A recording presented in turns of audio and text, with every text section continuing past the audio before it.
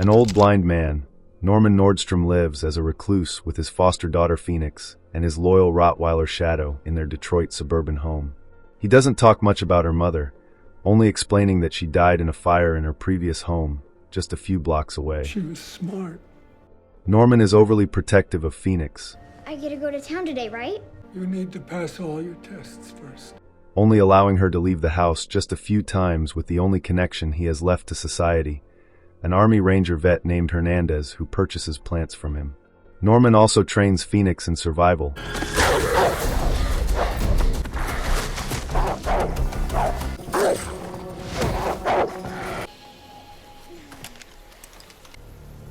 The gun is in my hand.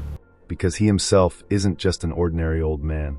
Norman is a former Navy SEAL, a very lethal one who should definitely not be crossed, and later on we're going to find out how dangerous he really is. So Hernandez convinces Norman to allow her to take Phoenix and Shadow out into town for a bit, after warning that he may lose her if he holds on too tight. Am I taking Phoenix today? Not today. Sooner or later she's gonna bite it off. Go with Hernandez. So he urges them to return by sunset. Meanwhile, there's a citywide manhunt for a sadistic trafficker named Dr. Thomas Hanneman, an encounter which will derail their peaceful lives so far. So during the drive, Phoenix sings a tune she faintly recalls her mother singing to her. I think my mom sang it to me when I was little. So Hernandez suggests they go pay her a visit. They stop at her old home, where inside Phoenix has created a memorial for her mother, but she soon gets spooked and leaves after thinking she heard a voice. Later, Phoenix hangs out by a playground where she observes some kids from an orphanage nearby, wishing she could make friends with them. Hernandez is ready to leave, so Phoenix goes to use the restroom when she encounters a creep, Raylan, just standing there. Wow, you're pretty. Phoenix tries to leave and Raylan blocks her way out asking her age, but Shadow shows up there snarling at him. So Phoenix threatens to set Shadow on him unless he lets her pass. Raylan allows her to leave and she drives away with Hernandez, but Raylan jumps into a waiting truck telling the driver to follow their van. Norman is cutting wood when Hernandez returns with Phoenix and Shadow. He isn't fond of the idea of allowing Phoenix to leave the house too often, but Hernandez urges him not to take out his past and the pain he still carries from the war on Phoenix. Thanks. Later that night, when Hernandez is heading home, she encounters a van blocking the road. She approaches on foot asking them to move, only to realize it's Raylan and 3 other men. They see she is a vet and reveal they're all vets as well, but Hernandez gets a sick vibe from them, demanding they move their vehicle. Can you move your truck off the road now? Hernandez gets back to her truck, takes down the license plate, and starts driving off when she is suddenly attacked by a man, Jim, from the back seat,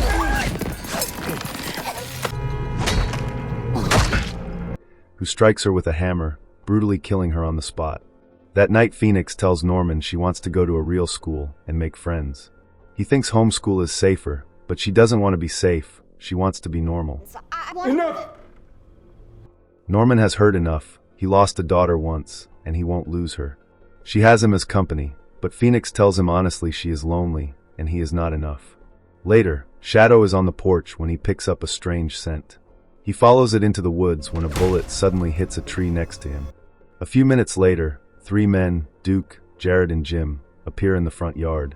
Norman prepares some food for Shadow and starts calling him, but when he realizes Shadow's bowl is still full, he senses that something is wrong. Norman heads back in to grab a jacket, not sensing the intruders who are already inside his home. The men see he's blind and don't think he'll be much trouble, so while he heads outside, they go after their target, Phoenix. She spots the boot approaching and quickly hides under the bed, realizing it's not Norman. It is Duke, who starts checking around, but Phoenix manages to evade him and slip out of the room before she can be found.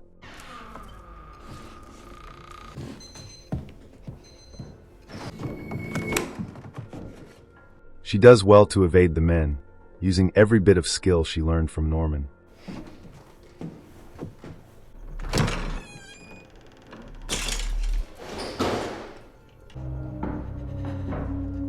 Norman gets to the woods, and using his heightened senses, he stumbles upon Shadow's lifeless body lying on the ground, and when he realizes that Shadow was shot, it's like a switch flips inside him. Oh, God. Phoenix sees a chance to escape when the front door is left open, but when she attempts to leave, a gunshot strikes the door beside her. She is cornered by Jim, but Norman attacks him through the door, yelling at her to get to the box in the basement. She manages to get there and lock herself inside a metal box before Duke can get to her. Upstairs, Norman disappears after attacking Jim. He is inside the garage nursing an injury when Jared tracks him there to see blood on the garage door. He enters, unaware of who he is really up against, and very soon Norman attacks like a ghost from the shadows. Jim hears the commotion and comes to check, only to find Jared with his nose and mouth glued over, suffocating. Without many options, Jim quickly punctures his cheek with a screwdriver, barely allowing him to breathe. It is there Jim sees Norman's medals and realizes the old man is a Navy SEAL. Jared manages to cut his mouth free. Meanwhile, Norman is hiding underneath the house when he hears water running through the pipes above him, and it turns out Duke is trying to force Phoenix out of the box by filling it with water. When Jim and Jared get back inside, they see Norman slipping into the basement. The water flowing into the box is cut off and Duke grabs his gun. He's down there with you! But he refuses to venture into the dark. Instead, he threatens to electrocute Phoenix inside the box of water unless Norman shows himself. Suddenly, a canister of gas comes rolling at his feet, and Norman steps out. Duke thinks he's just a blind man and puts his gun away, but that's a big mistake. Duke reaches for his knife but steps on a metal plate, and upon figuring out Duke's distance from him, Norman attacks. For a blind man, Norman's strikes are on point, but Duke isn't a pushover. During their fight, however, they accidentally turn on the pipe and water starts flowing into the box once more.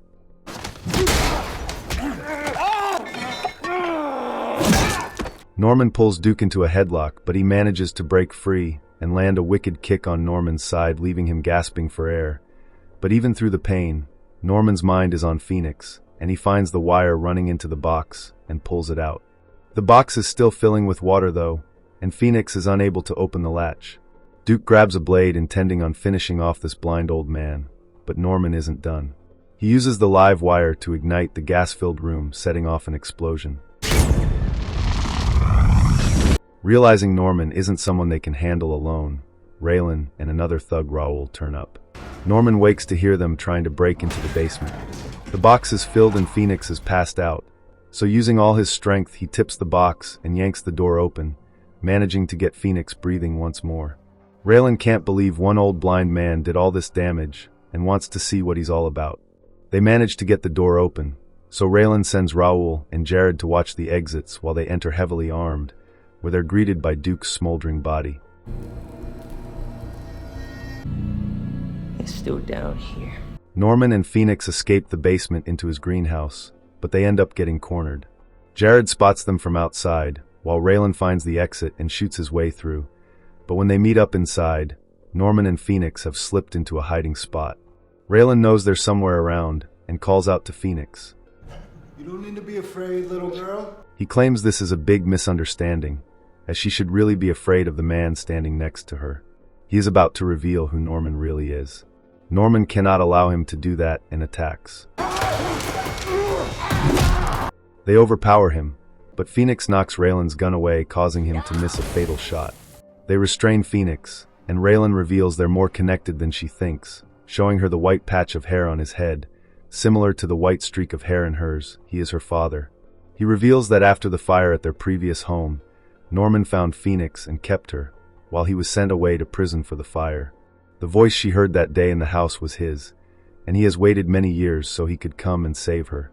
For stealing Phoenix away from him, Raylan orders Norman killed, but when they drag him to his feet, Norman attacks them and escapes. The men unload in his direction, but Norman manages to escape the barrage. He plans to hunt Norman and orders Jared to take Phoenix to the truck, but Phoenix stabs Jared in the foot with a pitchfork. He painfully yanks it out, now intending on teaching this little girl a lesson, but Norman reappears and stabs him in the neck with a gardening tool before finishing him off with a shovel. Raylan, Jim and Raul rush back into the greenhouse only to be greeted with Jared's body, and Jim takes it hard because Jared was his blood brother. He wants to go after Norman, but Raylan knows that's exactly what Norman wants. He's done playing games, so he has his dog catch Norman's scent from his jacket. Meanwhile, Norman and Phoenix make it back into the house where he grabs a hidden pistol. He plans to hide in the attic, but Phoenix refuses to take another step until he gives her some answers. Suddenly the dog comes charging into the house. So while Phoenix runs to hide inside a room, Norman escapes into the attic, but the dog makes its way up there.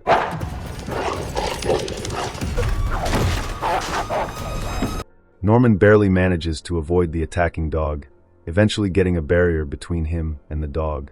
He raises his gun towards it, but he just cannot bring himself to be that cruel, despite what he has done, and refuses to shoot it. Phoenix grabs a backpack and climbs through the second-floor window, using a pipe to slide to the ground. She begins making her way into the woods, but it could never be this easy, and soon Raoul grabs her and knocks her out with chloroform. Norman hears her screams, so he pins the dog against the wall with the barrier, leaving it there. Raylan and Raoul get Phoenix into the truck. He plans to burn the place down. Your dog's in there. Dog's dead. Ignoring Raoul's warnings that his dog might still be alive inside, and tosses Molotov cocktails into the home. The men escape with Phoenix, and the home is quickly engulfed in flames.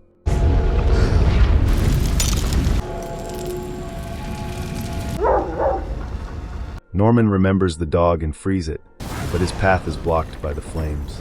He quickly dives through a window, landing on top of the greenhouse, and the glass soon cracks, causing him to fall in, but by luck he falls outside with just minor injuries.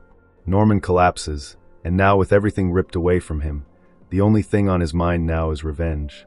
Raylan brings Phoenix to a motel. When she wakes a while later, Raylan gives her the option to leave if she wants, or she can stick around and find out who she really is. Doors open. Phoenix wants to know who she really is, so she starts asking questions. She learns that her mother's name was Josephine, and her real name is Tara. Phoenix is worried about Norman, but Raylan thinks he got what he deserved and she shouldn't feel sorry for him. Despite this, she still wants to leave. I want to go. She wants to go to the orphanage, so Raylan seemingly agrees to let her leave. She grabs her things, and outside she runs into a group of thugs along with Dr. Hanneman, but they don't stop her. When Phoenix gets to the door, a figure in a wheelchair appears behind her and begins to sing the same tune she always sings.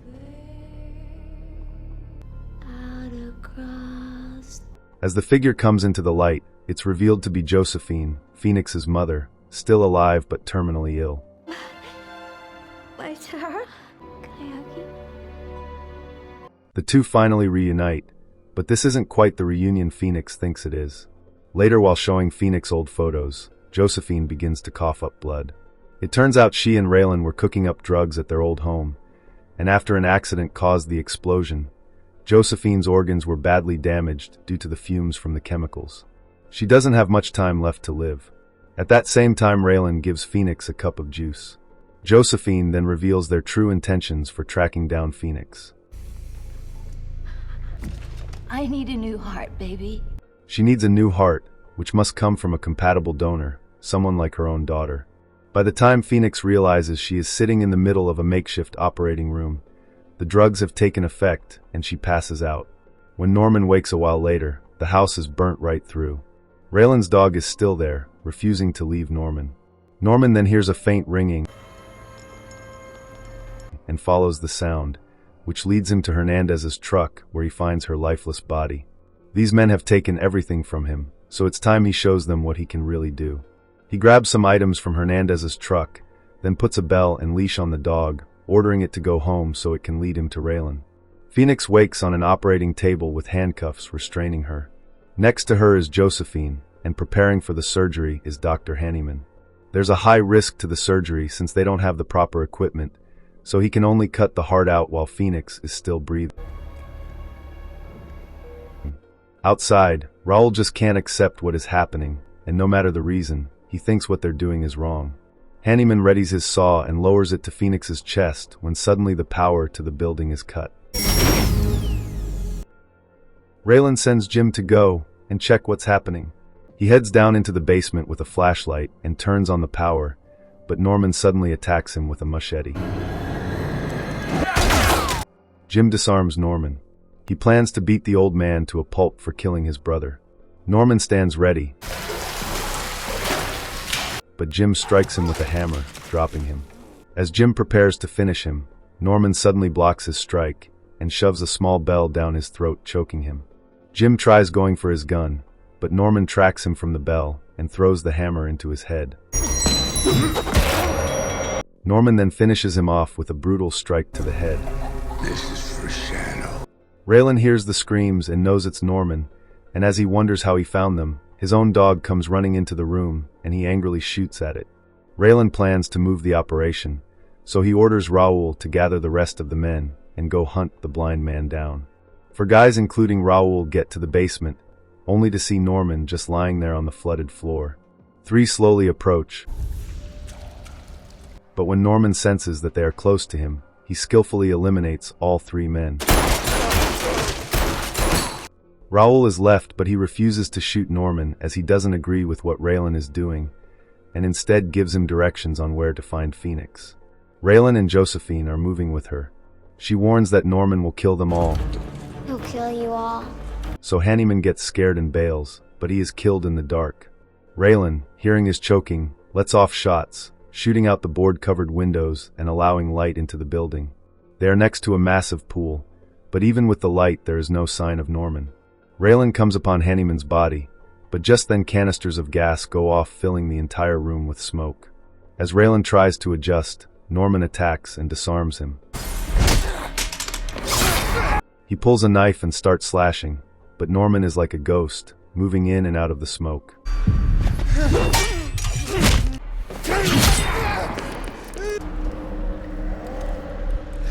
Raylan dives for his gun and lets off shots, thinking he has hit Norman, but when the smoke clears he realizes he has gunned down Josephine. Norman attacks him once more, and the two get into a struggle. Meanwhile, Josephine's limp body causes the chair to roll towards the pool with Phoenix handcuffed to her, trying to do everything in her power not to fall inside. Refusing to die, she reaches for a machete and begins to hack away at Josephine's arm, but the weight causes her to fall. Norman is being overpowered by Raylan, who is slashing at him, but in a twist, Raylan's own dog lunges at him, latching onto his arm until Raylan throws the dog through the window. Before he can even catch his breath, Norman grabs him by the head and brutally gouges his eyes out. Phoenix has survived the fall and climbs out of the pool, but Norman stops her from approaching him out of guilt. He confesses that everything Raylan told her was true. To him, he is worse than nothing, and he doesn't deserve to have her around him. He orders her to leave, shouting loud enough to scare her away before breaking down in tears. Go! Suddenly Raylan stabs him in the back, but before he can finish it, Phoenix impales him with the machete, and he falls next to Josephine. She rushes to Norman's side, having chosen who her father is, but it seems too late. She offers to save him, but Norman tells her she already has, before passing out in her arms. Phoenix leaves the building, leaving Norman behind.